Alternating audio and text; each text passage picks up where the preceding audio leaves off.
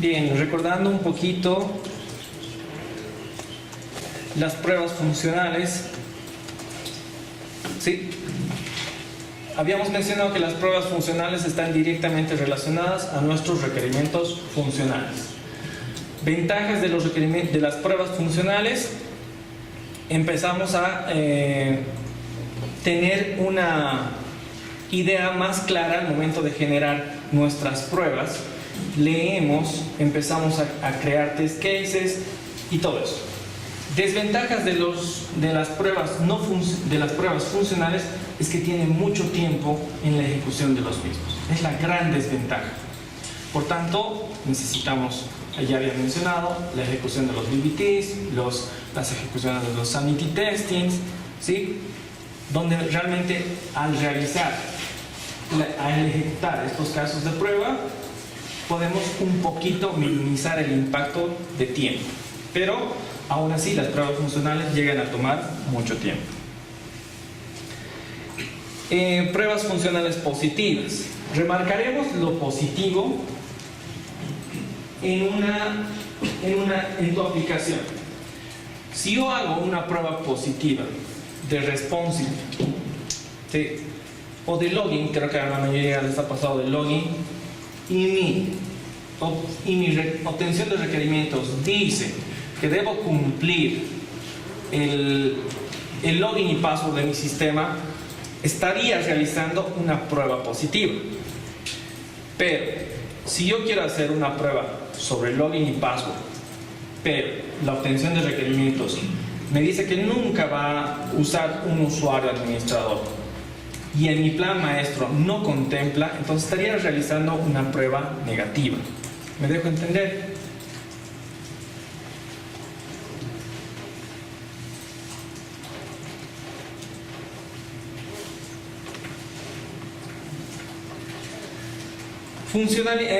Pruebas funcionales negativas. Bien, veamos el primer punto. Características con valores de entradas incorrectos. Incorrectos podríamos decir que estaríamos, por ejemplo, en el login, administrador, admin, login y password, y digo admin con doble N. También puedo hacer entradas incorrectas, caracteres especiales. Que esté poniendo en login y password consultas SQL, ¿sí? Tipo de consultas negativas donde yo voy a ver la reacción que va a tener mi sistema. Otro tipo de pruebas negativas es actualizar, setear, ¿no es cierto?, mi login y password correctamente, ha ingresado al sistema y uso, en su caso de ustedes, el navegador, ir hacia atrás, ¿no? Donde nuevamente me permite visualizar el login y password. Pero si mi sistema puede reaccionar ante ese comportamiento, automáticamente debería redireccionarme al home page, ¿sí? Casos esperados. Pero si no dice eso mi requerimiento, tampoco debería, o sea, en ese caso debería tomarse como una prueba negativa también. ¿Se entiende? Mensajes de errores. En mensajes de errores, inclusive están, me acuerdo, en un sistema que estamos ahora revisando en mi equipo, la creación de un usuario. Tan básico, es un formulario clásico para todos, creo. Pero si yo no seteo mal mi password, voy a usar. Dice que debo poner mi username, mi password, y tengo que repetir mi password. ¿Sí? Yo inserto apropiadamente, pero aquí únicamente hago retorno de carril a través de los shortcuts. Inmediatamente este formulario de mi sistema me muestra error. Entonces estaríamos entrando a una prueba negativa o a una prueba positiva.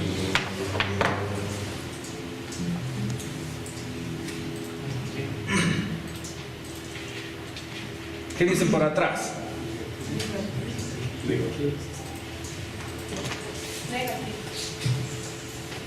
ni bien ha hecho un retorno de carril a través de antes de escribir, ya me está mostrando error de password, me dice. ¿Y eso es esperado?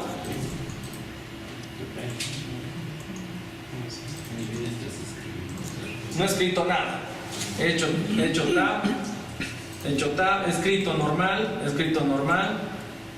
Ha empezado a parpadear el cursor y he hecho retorno de carril al anterior formulario. Y me ha mostrado error. Negativo. ¿Sí? Un escenario negativo. ¿Sí? ¿Alguien dice es algo positivo? ¿Es una prueba positiva? Si muestra el mensaje de que la segunda contraseña no es igual a la primera, o sea, está cumpliendo su función. Está cumpliendo su función. Entonces, entraremos en un debate, ¿sí?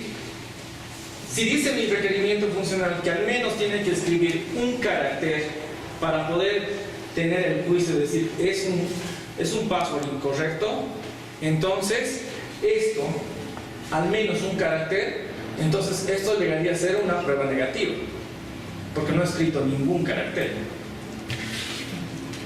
Entonces en ese caso tenemos que basarnos y leer los acceptance criteria que nosotros mismos vamos a formular y poder emitir este tipo de reportes y decir es un incidente, es un bug y realmente necesitas prefixarlo, ¿no ven? Entonces nosotros en nuestro rol de cualificar, de verificar una funcionalidad, tenemos que leer estrictamente lo que dice el acceptance criteria. Si no contempla el acceptance criteria, entonces inmediatamente request clarification, solicitud de clarificación sobre el comportamiento actual que estamos viendo, ¿sí? Y entonces se pone explícitamente en el documento que estamos llegando a evaluar.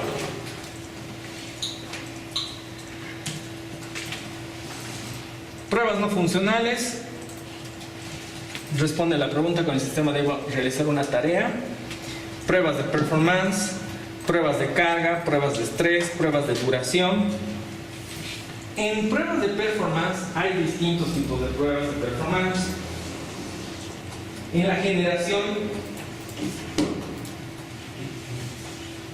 de carga y estrés, estos dos tipos de prueba son bastante similares, pero con un ámbito distinto. Cuando hacemos pruebas de carga, estamos insertando cada cierto tiempo una cantidad de información. Cada 15 minutos insertamos 1000 usuarios al sistema y vemos cómo está comportando. 1000. Pero si ponemos una carga de estrés, ¿cómo imaginarían que llegaría a ser? Todos interactuando con... Ya. Tener varios usuarios. El límite que se puede soportar hasta que se rompa, van a continuar. Claro. Es decir, digamos, en menos de un minuto, ya no 15, estoy ingresando 10.000, 100, 10.000. Estoy ingresando cantidad de información de forma muy aleatoria, ¿sí? Y no estoy midiendo cada cierto tiempo su comportamiento. Simplemente quiero ver que se rompa el sistema hasta dónde llega su límite, ¿sí? Esa es la diferencia entre una prueba de estrés y una prueba de carga. Tú ves el comportamiento en la de carga. 15 minutos, evalúas qué ha pasado con los counters, qué ha pasado con el memory leak, ¿sí? Qué ha pasado con los counters de la base de datos. Ese tipo de estudios hacen nosotros hacer un poco más que nuestro reporte entre en una variante y diga, ok, cuando se realiza este tipo de pruebas, en la creación de usuarios o en la generación de actualización de información o cuando se está subiendo desde un CSV a mi sistema, estos son los comportamientos, ¿sí?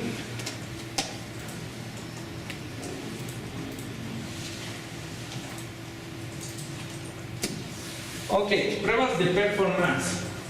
En pruebas de performance entraríamos a un ámbito de ver el despliegue de de tu formulario X, ¿cuánto tiempo tarda en desplegar ese formulario? ¿Cuánto tiempo tarda en mostrar una tabla de 1000 usuarios? Entonces tú esperas a que empiecen a cargarse una y otra vez y dices, después de tantas veces se ha sacado un promedio y tu página de creación de usuarios que muestra una lista inmensa de usuarios, cada vez a medida que vas tardando, tarda 10 segundos, 20 segundos, 1 minuto. Entonces, recomendación, que siempre tengas una paginación de 10, porque no importa la cantidad de usuarios que tú tengas en tu página, siempre los primeros 10 se van a cargar y sería la mejor opción. Entonces nosotros estamos dando sugerencias en momento de desarrollo de software. No solo estamos callados y estamos viendo que simplemente se está empezando a verificar algo. Empezamos a dar sugerencias también. Empezamos a evaluar, a diagnosticar nuestro software, que es bastante importante la interacción de nuestro rol con el equipo y el desarrollo de software. Hasta aquí, ¿alguna pregunta? Estas pruebas de alguna manera tienen que cumplir especificaciones de software. Por ejemplo, la parte de performance se define para qué ámbito va a cumplir el software y cómo debe responder. Entonces, Definir el ambiente, ¿te refieres? Por ejemplo, si es una máquina virtual donde no tengo abierto ninguna página, no estoy usando el YouTube, no estoy usando nada, solamente estoy usando mi página y estoy empezando a realizar pruebas de despliegue de información y realizando un check de su tiempo. Ese tipo de ambiente tú puedes definir en un tipo de performance, es decir, tiempo de despliegue de información de un DOM. pero estas pruebas responden a algo que nosotros vamos a evaluar solamente o responden a algo que ya está establecido. Es que si tú dices que está algo preestablecido, es que esto nunca va a dejar de existir, ya está preestablecido. Si está preestablecido,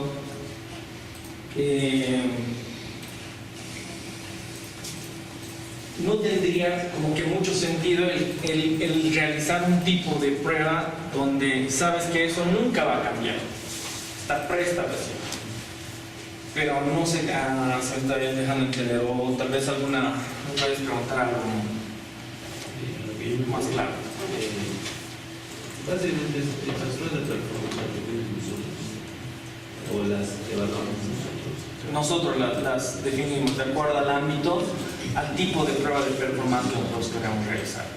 Si nosotros decimos, ¿no?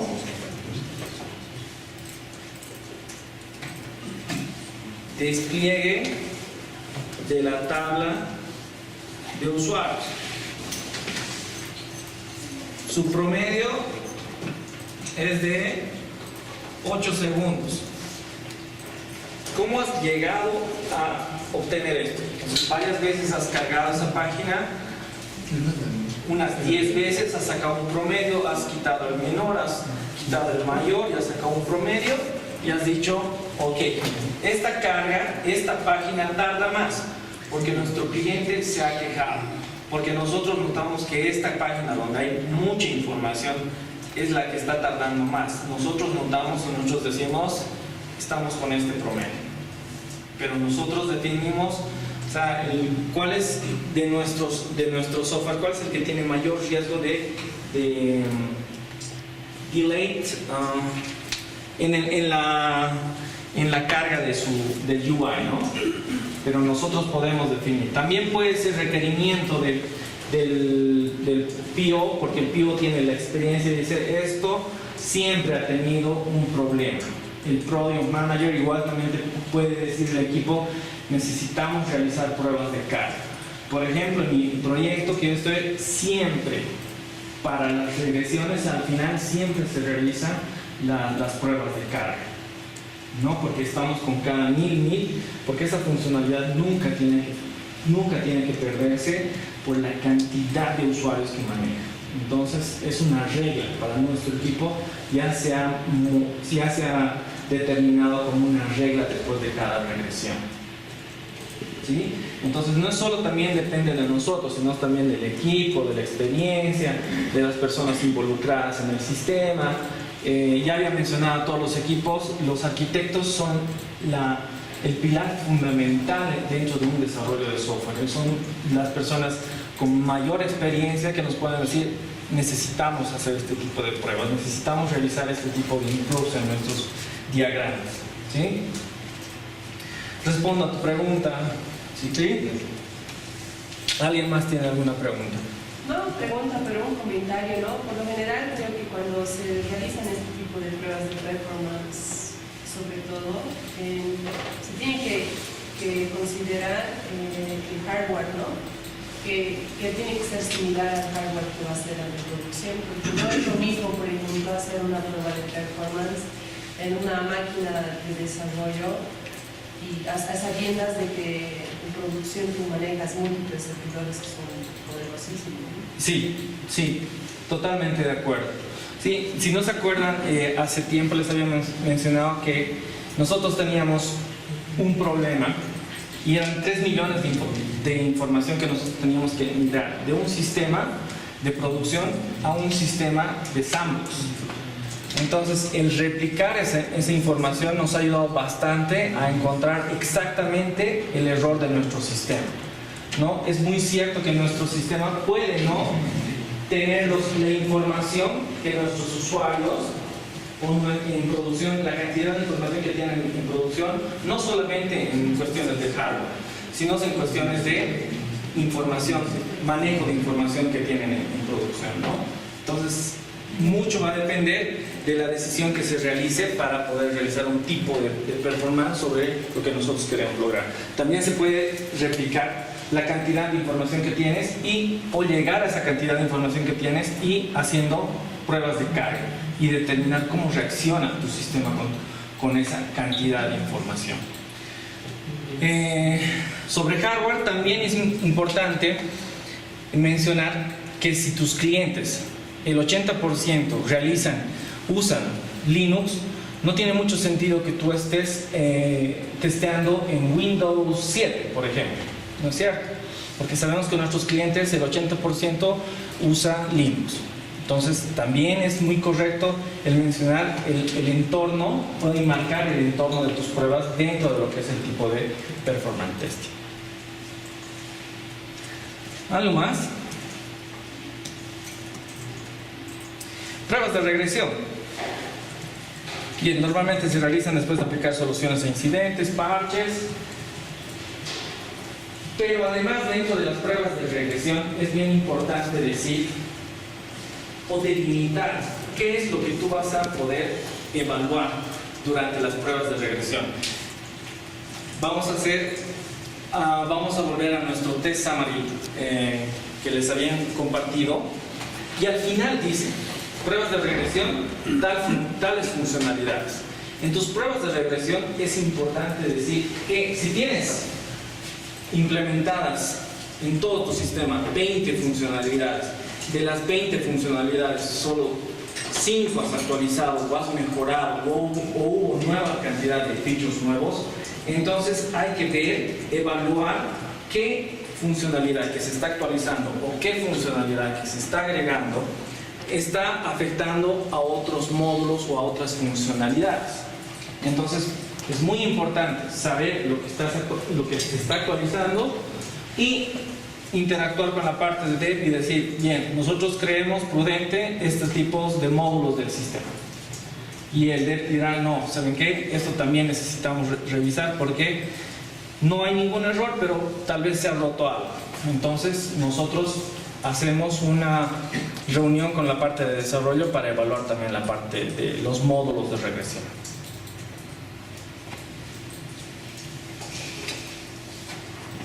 Okay. Bien, técnicas de prueba. Estaríamos entrando en 2 técnicas de prueba, ¿no? La caja negra y la caja blanca. La caja blanca estamos usando Unitest. Espero que en su proyecto que ustedes están desarrollando estén realizando Unitest. Sería muy bonito. Nosotros podemos hacer Unitest, ¿sí?, sobre nuestro framework. Podemos hacerlo. Lo había mencionado a un principio que sí se puede realizar este tipo de pruebas unitarias sobre el software de Automation. En realidad, nosotros como QA realizamos pruebas de caja negra. Es decir, nosotros a través de la interfaz podemos realizar pruebas de entradas, comportamientos y de salida. Esas tres partes dentro de lo que son la técnica de pruebas de caja negra. ¿Sí? No tenemos acceso al código, no podemos tener acceso al código. Partición equivalente. Hay un ejercicio muy interesante.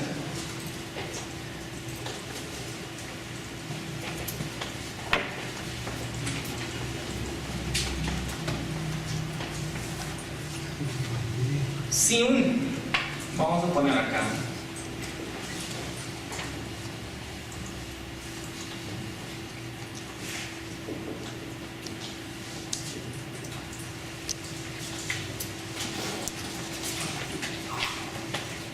Y como verán, ahí están los números y siempre están sin puntos numéricos. Solo soporta.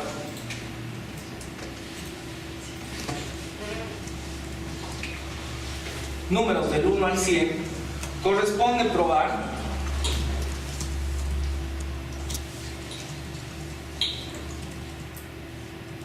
un test case, dos test cases, ¿sí?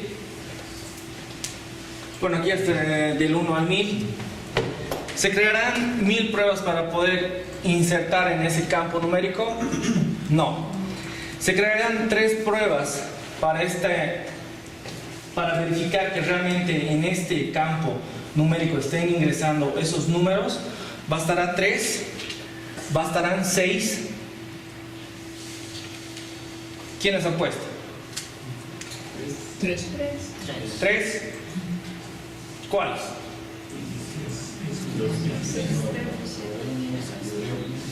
Los extremos y el medio.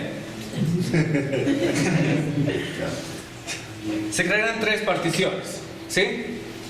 Los valores negativos o iguales a 0, todo lo de ese entorno, incluido de 0, cualquier valor y los valores positivos. Esos son los 3 tipos de pruebas que nosotros podríamos hacer para validar un campo esté ingresando que un campo es numérico, y bastaría con 3 casos de prueba. No tendríamos que crear más. ¿Sí? Y no pondríamos una prueba adicional que pongamos caracteres. Sí, pero digamos, es como lo que tú estás queriendo realizar es una prueba negativa. Aquí estamos queriendo realizar una prueba positiva dentro de esta, ¿sí? También, si nosotros tomamos en cuenta lo literal, si nos dicen que solo va a optar por números positivos, entonces si estamos tomando los negativos o los superiores a 100, estamos haciendo también pruebas negativas, ¿sí? Pero si no están estableciendo nada al respecto y es una pérdida de tiempo, entonces realizamos de forma inmediata un testeo de partición equivalente.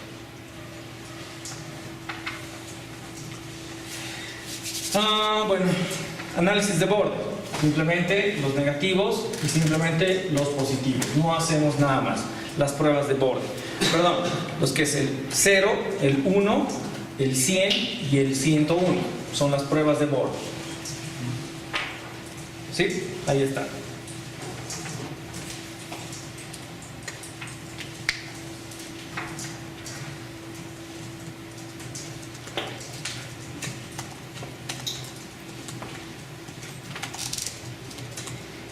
Bien, las tablas de decisiones.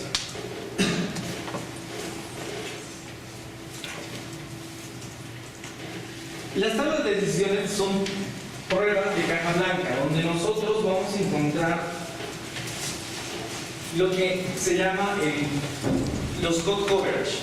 Hasta dónde estamos cubriendo con nuestras pruebas unitarias y decir, realmente por este por este tipo de inserción, yo puedo realizar un tiempo de transferencia de 0,3 segundos. Si yo realizo a través de otro servicio de la nube, pero igual puedo ingresar a mi sistema de información, ¿cuánto tiempo realmente va a lograr optar? ¿Sí? Entonces son caminos por los cuales yo puedo realizar una acción y obviamente tener el mismo objetivo. Pero el tiempo a nosotros nos importa bastante. O cuántos pasos tenemos que realizar para poder llegar a ese objetivo. Todos esos caminos me puede dar mi sistema, tal vez. Entonces tú tomas caminos. ¿Sí? Si yo realizo una prueba a través de mi sistema en mi red LAN, yo sé que va a ser una transacción directamente con la base de datos. Si yo uso un dispositivo y se va a direccionar al cloud, a la base de datos de cloud, entonces va a tomar este otro tiempo. ¿Sí? Son también pruebas que nosotros en nuestro código podemos realizar. ¿Sí? Si yo uso este servicio, si yo uso este otro servicio. Ese tipo de pruebas que nosotros podemos decidir en un momento realizar. Básicamente esto. ¿Sí? Pueden haber más cosas. Bien, pruebas de caja negra nuevamente, casos de uso. En la IEEE 830 nos habla de los casos los diagramas de casos de uso. Y explicaba uno de sus compañeros en un grupo cuán importante es el uso de los diagramas de casos de uso. Esto es aplicable para proyectos donde yo, en pruebas, vamos a ver el término pruebas alfa más adelante, donde yo como Product Manager, ¿sí?, no he estado tan involucrado con su software. Entonces lo que yo agarro y dice crear usuario, mi diagrama de casos de crear ese usuario. Tengo que ser usuario, me dan el login password del usuario, ok, puedo crear usuarios. Entonces busco en el sistema y digo, aquí está, y puedo realizar la creación de un usuario. Estas utilidades son tan como que muy obvias, o son como que hoy en día ya nadie los usa, ya nadie les ve la utilidad, pero es muy importante. En mi proyecto no usamos, pero si realmente tuviésemos este proceso, nos ayudaría al entendimiento del flujo del cual nosotros deberíamos seguir para adelante. Es muy cierto el término flujo de trabajo, flujo de la inserción de información, flujo de tu proyecto, ¿sí?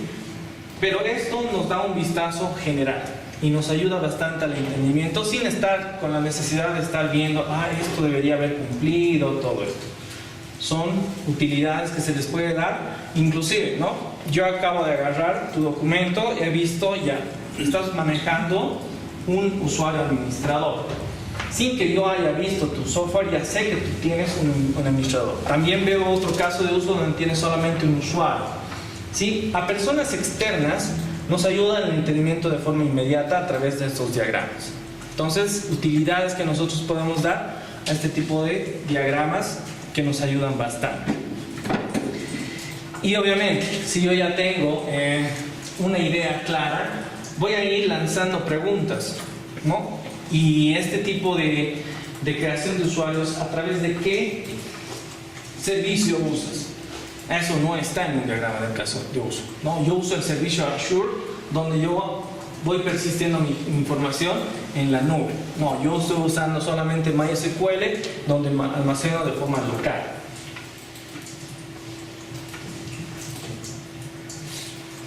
Bien.